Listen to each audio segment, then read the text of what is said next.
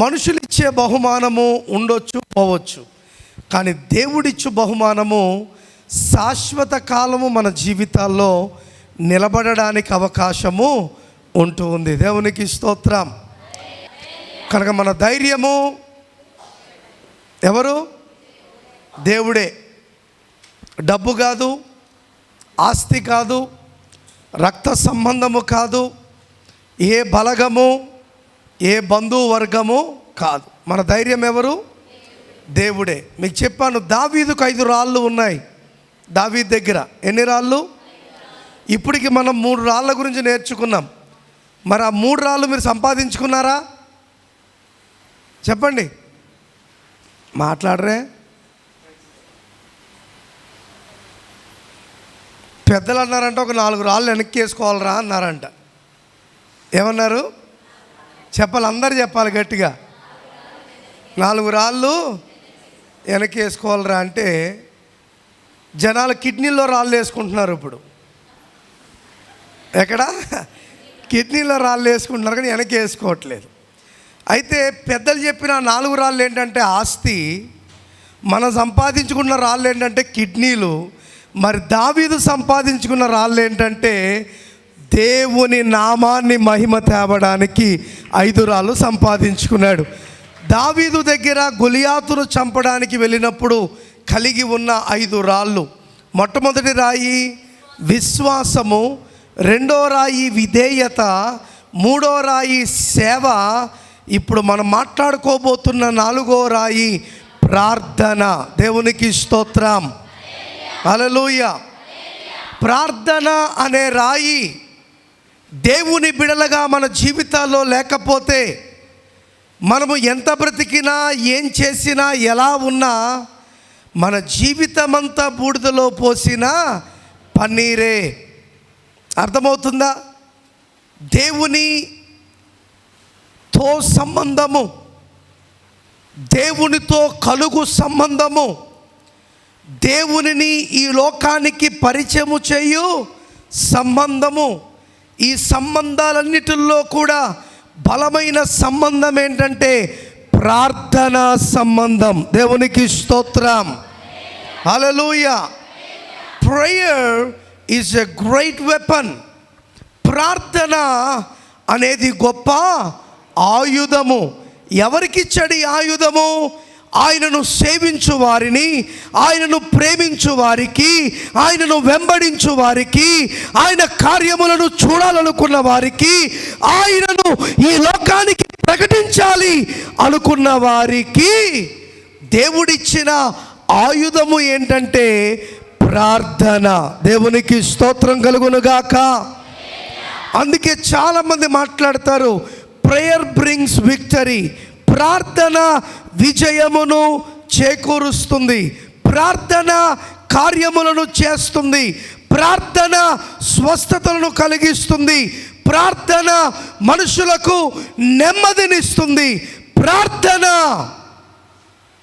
ప్రార్థన ప్రార్థన. క్రైస్తవుని జీవితంలో ప్రార్థన లేకపోతే వాడు ఓడిపోయిన వాడవుతాడు. అవునా? మనల్ని గెలిపిస్తుంది ఏంటి? ప్రార్థన. భక్తుడు పాట పాడతాడు, ఓడిపోనివ్వడు యేసయ్యా, ఓడిపోనివ్వడు. తర్వాత ఓటమి తప్పని రోజైనను ఓడిపోనివ్వడు. ఎలాగా? ఎలాగా? ఎలాగా? ప్రార్థన. నువ్వు ప్రార్థన చేస్తున్నావు, ఆ ప్రార్థన నిన్ను ఓడనివ్వకుండా ఏం చేస్తుంది? దేవునితో కొనసాగిస్తుంది. ఓటమి తప్పని రోజైనను ఓడిపోనివ్వడు, చేదాటి పోయిన స్థితులైనను ఎందుకు ఓడిపోనివ్వడు? మనం ప్రార్థన చేస్తున్నాం. అయ్యా, నేను ఓడిపోయినా పర్లేదు, నువ్వు ఓడిపోవడానికి వీలు లేదు. దేవుడు ఓడిపోయాడా? చెప్పండి. ఓడిపోయింది ఎవరు? నువ్వు నేను. దేవుడు ఓడిపోలేదు. అందుకే ఆ ఓటమి నీకొద్దు. నీ ఓడిపోవడానికి వీలు లేదు అని అంటున్నాడు. దేవునికి స్తోత్రం. అందుకే ఈ మధ్య చాలా ట్రెండ్స్ అవుతుంది పాట. ఏం పాట? ప్రార్థన వలనే పయనము, ప్రార్థన వలనే, చెప్పండి, ప్రార్థనే ప్రాకారము, ప్రార్థనే. దేవునికి స్తోత్రం. అందుకే కుటుంబ ప్రార్థన, వ్యక్తిగత ప్రార్థన, సంఘ ప్రార్థన చాలా అవసరము. చెప్పండి, ఎంతమంది ఇళ్ళలో కుటుంబ ప్రార్థనలు జరుగుతున్నాయి? వెరీ గుడ్, ఒకరు ఎత్తారు. మిగతా వాళ్ళ ఇళ్ళల్లో శనిగాడు నీ ఇంటిని ఆవరించడానికి గల కారణం ప్రార్థన శక్తి నీ ఇంటిలో లేకపోవడమే. నీ ఇంట్లో బూతులున్నాయి, నీ ఇంట్లో కొట్లాట్లున్నాయి, నీ ఇంట్లో అశాంతి ఉంది, నీ ఇంట్లో నెమ్మది లేదు. వీటన్నిటికీ తోవ ఉంది, కానీ వీటన్నిటిని జయించగలిగిన శక్తినివ్వగలిగిన ప్రార్థన అనే బలము నీలో లేదు. దావీదు గొలియాతును ఎదిరించడానికి గల కారణం ప్రార్థన అనే శక్తి. 6 పదాలున్న ఇంగ్లీష్లో ప్రేయర్ అని అంటారు. ఇంగ్లీష్లో ఏమంటారు? ప్రేయర్. తెలుగులో ప్రార్థన, ఇంగ్లీష్లో prayer. P stands for purity. P దేనికి సాదృశ్యముగా ఉంది? ప్యూరిటీ. తెలుగులో స్వచ్ఛత. ఏ ప్రార్థన స్వచ్ఛతగా దేవుని యొద్దకు వెళుతుందో ఆ ప్రార్థనకు జవాబు దొరుకుతుంది. దేవునికి స్తోత్రం. హల్లెలూయా. మనం చేసే ప్రార్థనలు చాలా హడావిడిగా ఉంటాయి. హడావిడి అంటే తొందరగా, ఈ దినము జరుగు, నా పనంతట్లో నాకు జయమునివ్వవలసిన వాడవు నీవే, నిన్ను నేను ముందు పెట్టుకుంటున్నాను, యెహోవా ఈరే, నీవే నాకు తోడై నన్ను నడిపించు అని ప్రార్థన చేస్తామా? నేనంట లోకములో దేనిలోన్నా తొందరపాటు కంగారు ఉండొచ్చు, కానీ దేవుని దగ్గరికి వచ్చేపాటికి ఎప్పుడు కంగారు ఉండకూడదు. నిదానముగా దేవునిని వేడుకోవాలి. దేవునికి స్తోత్రం. నిదానముగా ప్రార్థన చేయాలి. నీ పడక నుండి నీవు లేస్తూనే ప్రభువా నీకు మహిమ కలుగునుగాక అనే స్థితిలో ఉండాలి. స్వచ్ఛత. ఈ 2 వారాలు తిరిగిన 20 సంఘాల్లో కూడా వాక్యం చెప్తుంటేనే హల్లెలూయా అనేటోళ్ళు, ఆమేన్ అనేటోళ్ళు. ఇప్పుడు ఇక్కడికి వచ్చేపాటికి నేను అడుక్కోవాల్సి వస్తుంది. అవునా? మీకేం చెప్పా? దేవుని వాక్యము మాట్లాడుతున్నప్పుడు మనము దేవునికి కృతజ్ఞతాస్తుతులను చెల్లించాలి. నా ప్రార్థనలో డాష్ ఉండాలి. వెరీ గుడ్, ఇప్పుడు దొరికారు. దేవునికి స్తోత్రం. నా ప్రార్థనలో ఇప్పుడు నేను క్వశ్చన్ ఇస్తున్నా మీకు. ఏంటి?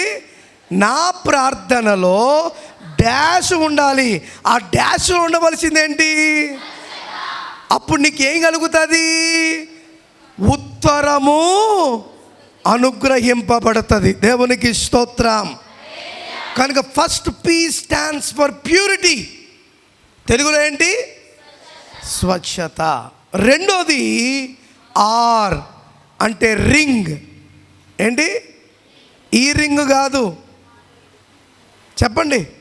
కనెక్ట్ చేయబడాలి. ఎవరితోటి? నీ ప్రార్థనలో స్వచ్ఛత ఉన్నప్పుడు నీవు మొరపెట్టుతుంటే నువ్వు ఎవరితో కనెక్ట్ అవుతావు? దేవునితో కనెక్ట్ అవుతావు. దేవునికి స్తోత్రం. మనం ప్రజలతో కనెక్ట్ అవుతాం, మనం లోకముతో కనెక్ట్ అవుతాం, ఆచారాలతో కనెక్ట్ అవుతాం, లోక సాంప్రదాయాలతో కనెక్ట్ అవుతాం. మనం కనెక్ట్ అవ్వాల్సింది ఎవరితో తెలుసా?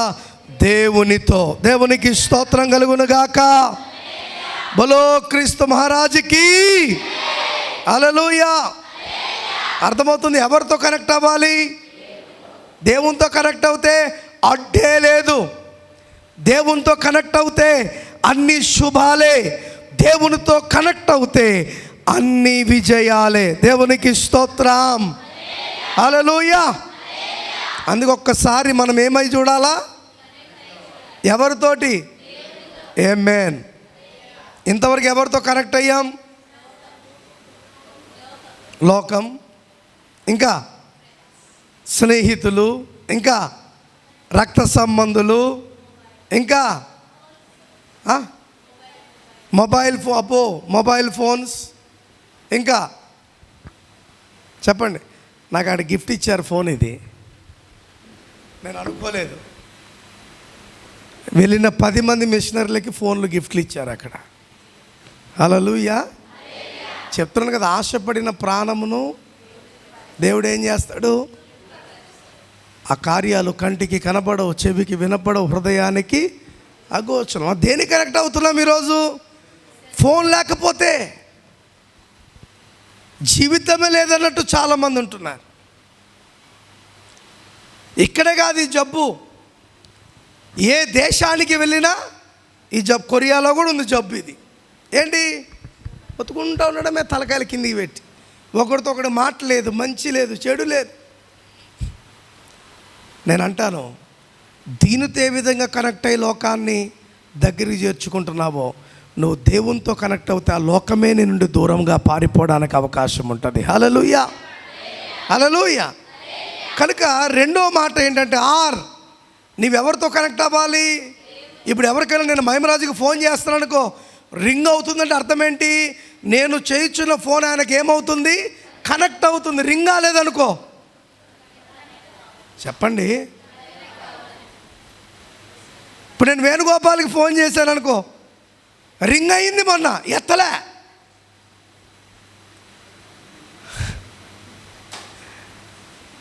మురళికి రింగ్ అయింది, ఎత్తలే. చాలామందికి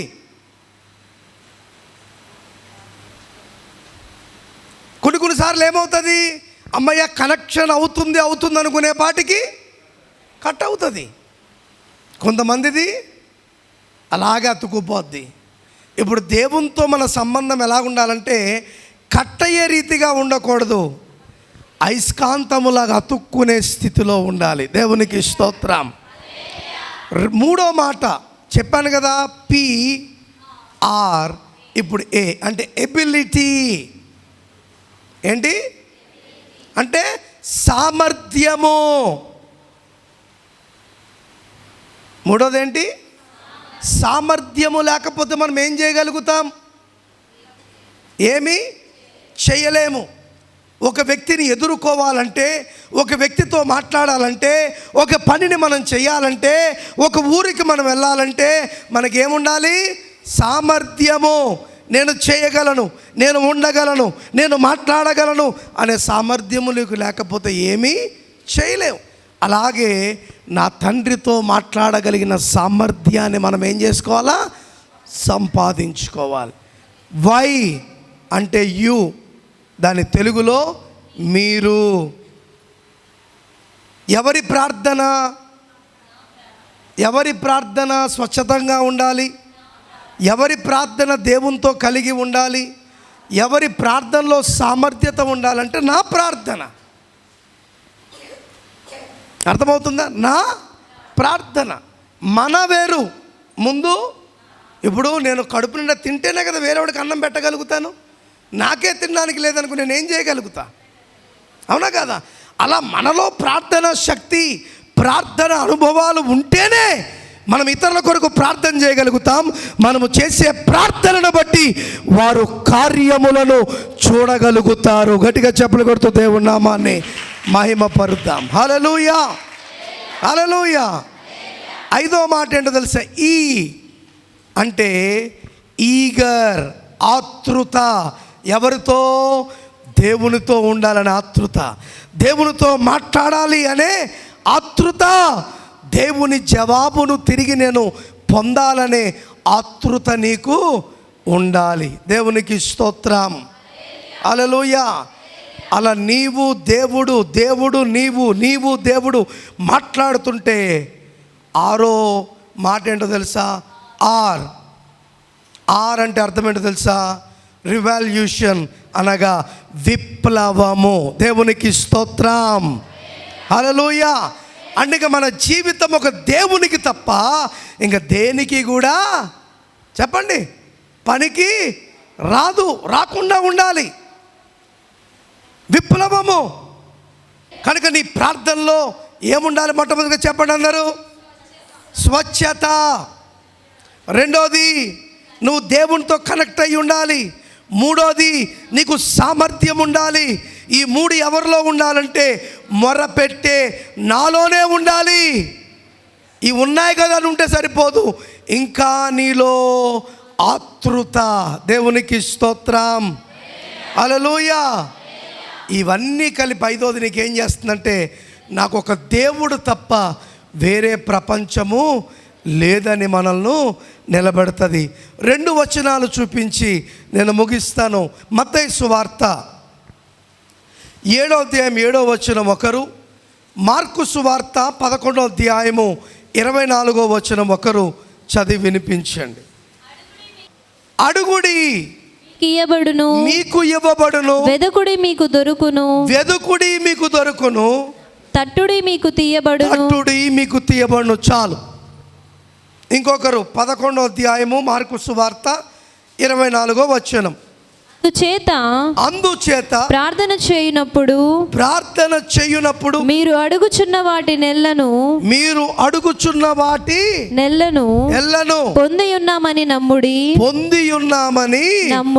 నమ్ముడి. అప్పుడు అవి నీకు కలుగునని నీతో చెప్పుచున్నాను. దేవునికి స్తోత్రం. ఈ భూమి మీద యేసయ్య బ్రతికిన కాలములో తన యొద్దకు వచ్చిన వారందరికీ తెలియజేస్తున్న మాట ఏంటిది? అడుగుడి మీకు ఇవ్వబడును. హల్లెలూయా.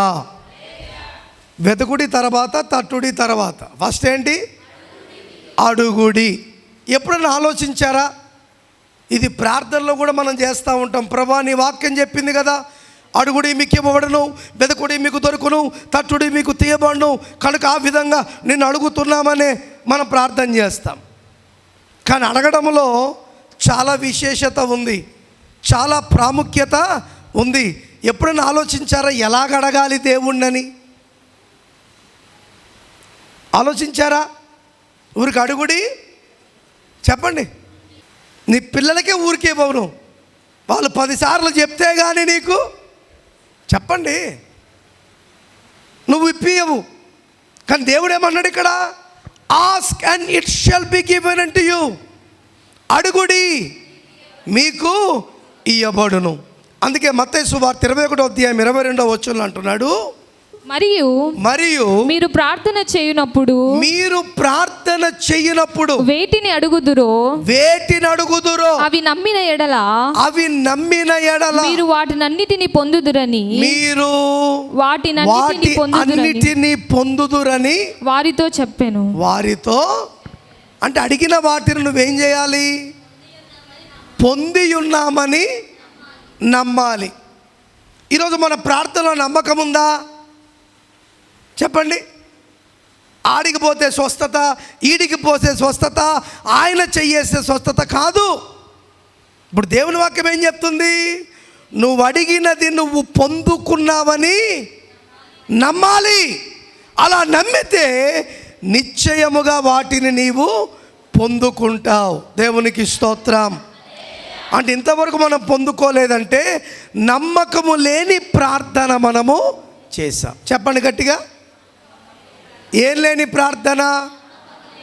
నమ్మకము లేని ఈ ప్రార్థనను ఏమంటారు? ఉత్తుత్తి ప్రార్థన అంటారు. ఏమంటారు? ఎందుకు చేశావో, ఎవరి కోసం చేశావో, దేనికోసం చేశావో, దేన్ని చూడాలని చేశావో, దేన్ని పొందాలని చేశావో నీకే క్లారిటీ లేదు. కనుక ఏ ప్రార్థన ఇది? ఉత్తుత్త. చేసినా ఒకటే, చెప్పాలా? చేసినా ఒకటే.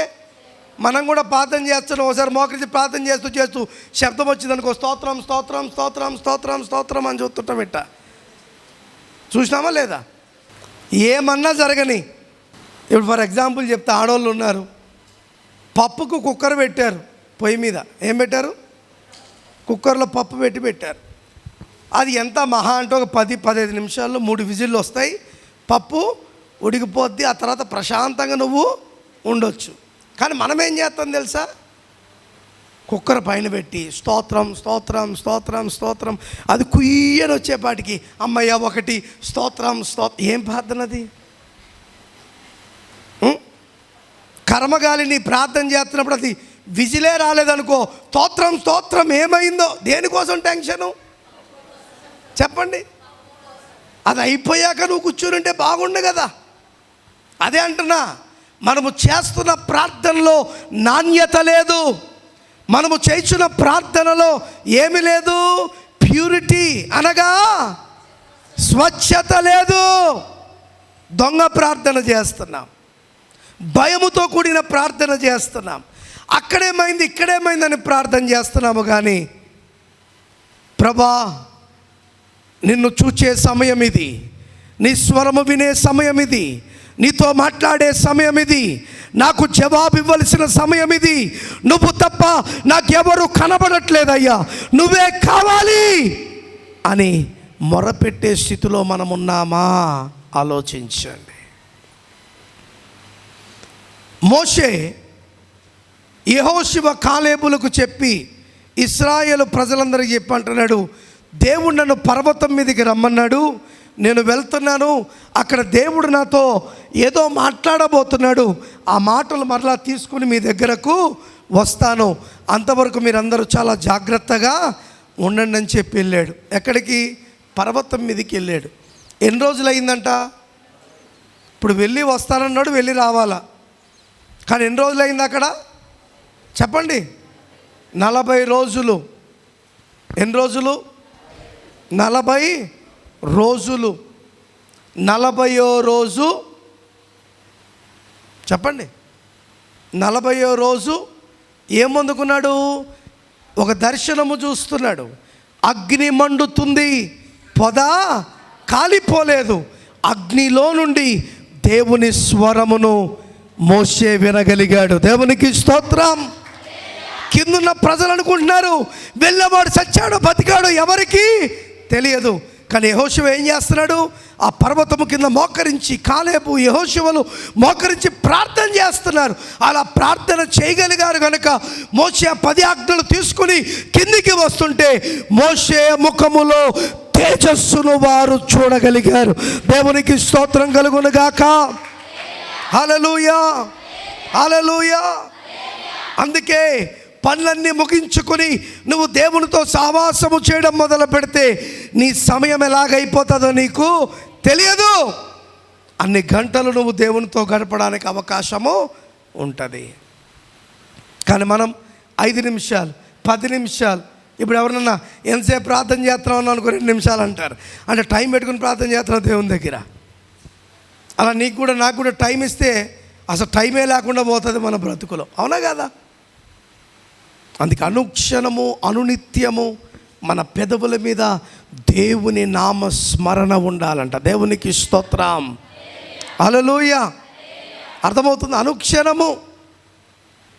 అందుకే భక్తులు అన్నాడు, అనుక్షణము నిన్నే, అనుక్షణము నిన్నే కొలుతును పునరుత్థానుడా, అనుక్షణము నిన్నే, అనుక్షణము నిన్నే కొలుతును పునరుత్థానుడా, పునరుత్థానుడా, పరిశుద్ధుడా, పునరుత్థానుడా, పరిశుద్ధుడా, అనుక్షణము నిన్నే, అనుక్షణము నిన్నే కొలుతును పునరుత్థానుడా, అనుక్షణము నిన్నే కొలుతును పునరుత్థానుడా. హల్లెలూయా. ఏం చేయాలంటండి? అనుక్షణం అంటే ఎవ్రీ మినిట్, ఎవ్రీ సెకండ్, हर समय परमेश्वर को याद करना है. ఆయనను ఏం చేయాలి? మనము జ్ఞాపకం చేసుకోవాలి, ఆయన్ని స్తుతించాలి, ఆయన గణపరచాలి, ఆయనను ఆరాధించాలి. అయ్యా నేను బ్రతకడానికి కృపనిచ్చావు, నీకు వందనాలు అని కృతజ్ఞతాస్తుతులు చెల్లించాలి. ఆయన లేకుండా మన జీవితాల్లో ఏముంది చెప్పండి? ఏమన్నా ఉందండి చెప్పండి? ఆయన లేకుండా నా జీవితంలో ఇది ఉంది సార్ అన్నవారు ఎవరు ఉన్నారా? చెప్పండి. నువ్వు పీల్చుచున్న ఊపిరి నుంచి నువ్వు చేయుచున్న ప్రతి పని వరకు ఆయన ఇచ్చిన భిక్ష, ఆయన ఇచ్చిన కృప, ఆయన ఇచ్చిన దయ. 40 రోజులు ఎవరి దగ్గర? దేవుని పాదముల దగ్గర. ఈరోజు చర్చికి వస్తే టైం చూసుకుంటూ ఉంటావు, అవునా? ఇంకా ఇడిచిపెడతా, ఇంకా నిజంగా అంట ఆశపడిన ప్రాణమును దేవుడు ఎప్పుడు తృప్తిపరుస్తాడు తెలుసా? దేవుని దగ్గరికి వచ్చాక అన్నిటినీ మర్చిపోయి నువ్వు దేవుని వైపే నీ దృష్టిని నిరీకరించినప్పుడు బలమైన కార్యమును దేవుడు చేస్తాడు. దేవునికి స్తోత్రం, హల్లెలూయా. కనుక మనం గడిపే కొద్ది నిమిషాలైనా మనం ప్రభు సన్నిధిలో చాలా జాగ్రత్తగా గడపాలి. దిక్కులు చూడకూడదు, నిద్రపోకూడదు, అలసట తీసుకుని రాకూడదు. ఇక్కడ ఉన్న కొద్ది నిమిషాలు ప్రభు ఆత్మశక్తి చేత తాకబడుతూ, ప్రభు ఆత్మశక్తిని అనుభవిస్తూ, ఆయనకు కృతజ్ఞతాస్తుతులు చెల్లిస్తూ ముందుకు సాగే వారిగా మనము ఉండాలి. దేవునికి స్తోత్రం, హల్లెలూయా. అందుకే క్రైస్తవుడా, మనం ఎప్పుడు దేవునితో మాట్లాడవలసిన మాట, నన్ను మండించు. ఎవరి కొరకు? ఎవరి కొరకు? త్వరలో రానయ్యున్న దేవుని కొరకు నేను మండబడాలి, సంగమం మండబడాలి. అలా మండుతున్నప్పుడు నిన్ను చూచి లోకము కూడా మండి ప్రభు యొద్దకు రావడానికి దేవుడు కృపనిస్తాడు. హల్లెలూయా. అక్కడ అగ్ని మండుచుండనే, పొద కాలిపోలేదు, కానీ అగ్నిలో నుండే దేవుడు మోషేను దర్శించాడు. ఎంత గొప్ప విషయం! అగ్నిలో నుండి దేవుడు ఏం చేశాడు? మోషేను. మరి కడవరి దినాల్లో దేవుని వాక్యం అనే అగ్నిలో నుండి సంఘమును దేవుడు దర్శిస్తున్నాడు. నా మాట అగ్ని వంటిది కాదా? When you receive, when you believe, when you accept that the word of God is a fire, you will feel fire in your life. నువ్వు నమ్మి విశ్వసించి దేవుని మాటను స్వీకరించినప్పుడు ఈ మాట నిన్ను మండించే మాటగా నీ దగ్గరకు వస్తుంది. ఎంత మండినా అట్టనే ఉన్నామనుకో, దానివల్ల ప్రయోజనము లేదు. నేను ఒక మాట చెప్తాను, తప్పుగా అనుకోవద్దు.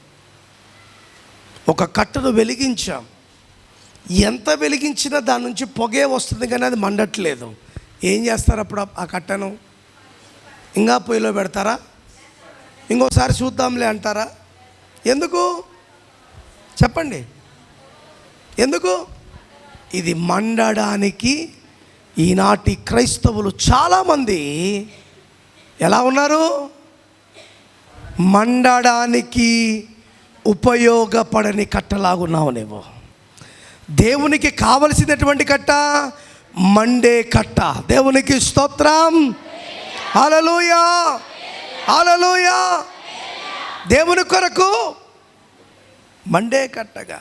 అందుకే నువ్వు ప్రార్థన చేసినప్పుడు నీవు అడుగుతున్నవి పొందుకున్నాను అనే దావీదు గురించి చెప్తా. చంపడానికి వెళ్ళాడు, చంపేశాను అంటున్నాడు. ఇప్పుడు యుద్ధం చేసింది ఎవరో తెలుసా? నువ్వే అన్నాడు. చూద్దాంలే ఆ దినం వచ్చినప్పుడు, నా ఖాళీ ఉంటే పోతాలే దేవుడా అన్నాడా? మన మాత ఏం చేస్తాం నయోమి? ఆ దినమా సార్ ఎట్టుంటుందో, నా బిడ్డ కాడికి పోవాలా, లేదంటే నా కొడుకు కాడికి పోవాలా, నా బంధువుల కాడికి పోవాలా, పెళ్ళికి పోవాలా, అమ్మాడతాం లేదా? ఇప్పుడు దావీదు కూడా ఏమనాలా? సర్లే నాయన చెప్పినావులే చూద్దాంలే అనాలి కదా. అన్నాడా? ఆ రోజే డిక్లేర్ చేశాడు. ఏంటో తెలుసా? నేను వాడిని చంపుతా, కానీ యుద్ధము నాది కాదు, యుద్ధము నీదే. అంటే ఏదైతే పలికాడో దాన్ని నమ్మాడు, దాన్ని చూచాడు. ఈరోజు మనం కూడా అంతే, దేన్నైతే అడుగుతున్నామో అది పొందామని నమ్మినప్పుడు దాన్ని చూడగలిగిన శక్తిని దేవుడు మనకు ఇస్తాడు. దేవునికి స్తోత్రం.